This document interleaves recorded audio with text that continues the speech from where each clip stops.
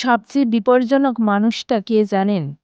যে চুপ থাকে, যে অপমানের জবাব সঙ্গে সঙ্গে দেয় না, যে তর্কে জিততে চায় না, যে নিজের ব্যথা লুকিয়ে হাসতে পারে।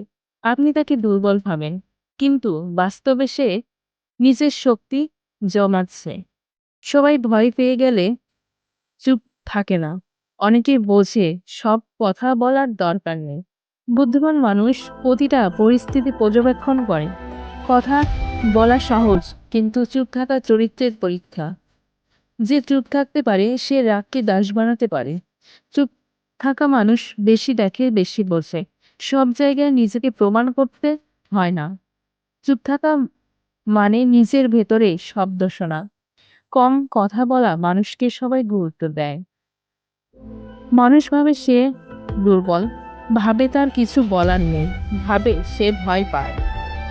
কিন্তু সিংহ কখনো অকারণে গর্জন করে না। যখন কেউ আপনাকে অপমান করে, সঙ্গে সঙ্গে উত্তর দেবেন না। নিজেকে বলুন, আমি এখন নয়, সময় মতো উত্তর দেব।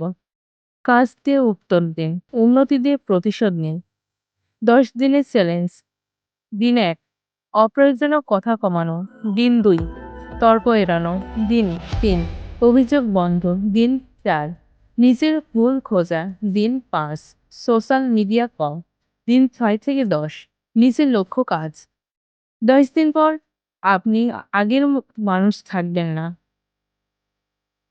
একজন সাধারণ ছেলে, সবাই তাকে দুর্বল ভাবত। সে চুপ থাকতো, তর্ক করতো না।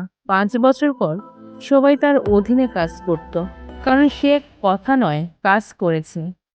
চুপ থাকা মানে হার মানা নয়, চুপ থাকা মানে প্রস্তুতি নেওয়া।